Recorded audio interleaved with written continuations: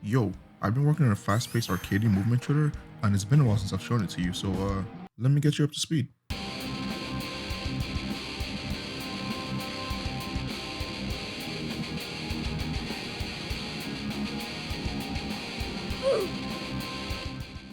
Okay, so the first thing I spent a lot of time updating were the enemies. Last time I showed you guys the game, the enemies looked like this, and now they look like this. It's been a bit of a journey getting them to look and behave exactly how I wanted them to, and I knew the first thing I had to do was to get them looking, well, not like this.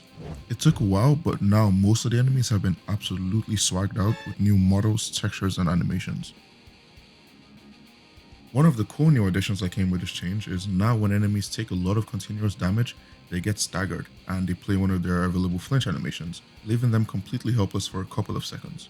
Another cool detail I added is now enemies get bloodier the weaker they get, so you can instantly tell from a distance who is about to lose their license to live.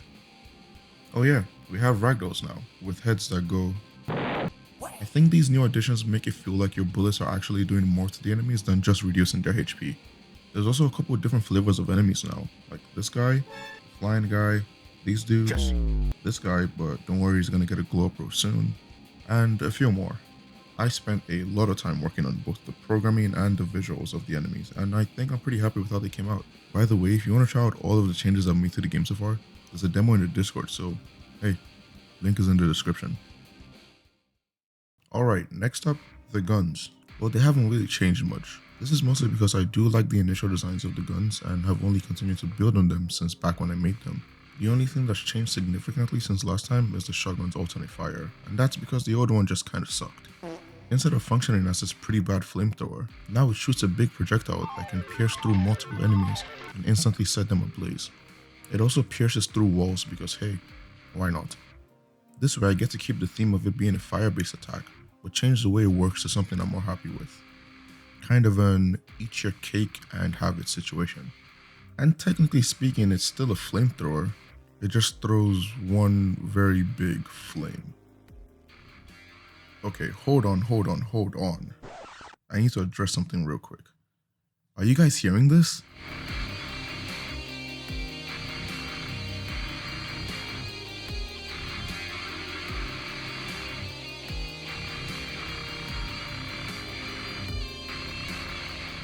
Yes, all of the music used in this video is for the game. No, none of it was made by me, I wish, but that does mean yes, the game has music right now. All of the music is being made by my good friend Dubscr, and he's also a game developer on YouTube, so you can go check out his channel. The link is in the description. Alright, so this is a movement shooter, so let's talk a bit about movement.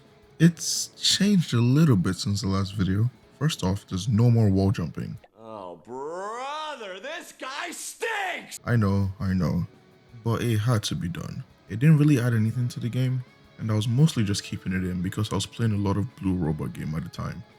But it's not just downgrades. There's new stuff too, I promise. Like, ladders. Oh, brother! Oh yeah, and there's also shotgun alt boosting, rocket jumping, curved-ish rail grinding, and by far the biggest new additions to the game movement-wise, heel skating. You can now skate around levels for short bursts of speed, and you can skate down slopes to get big speed. Skating doesn't consume any resources, but it will delay your ability to dash for a short while. Skating also builds and conserves momentum, so hey, go crazy. Movement has generally moved from being very fixed in the past to being more momentum based now, thanks to the great feedback given to me by the guys on the Discord. Finally, the last big overhaul was for the UI. From the player's HUD all the way down to the main menu, everything has been changed a little bit, or has been changed completely. The old UI was kind of all over the place, and honestly, it just didn't really look that good. So with the update, I wanted to make it look more consistent, and I think I'm pretty happy with how it looks right now. There's also a ton of new settings in the game right now, like the HUD settings, accessibility settings, and the key rebinding settings. So yeah, that's basically everything. I mean, there's a lot of stuff I didn't cover in this video, like the abilities, the multiplier, the sound effects, the changes in the art style, the fact that I had to rewrite the AI navigation code so many times. It became kind of a meme with some of my friends about how many times I had to rewrite the AI navigation code, and like a few other things. but I don't feel like talking about those yet until they're more fleshed out. So for now, that's really it. Remember Discord link in the description, like, subscribe, and all of that YouTube stuff, and yeah, see ya.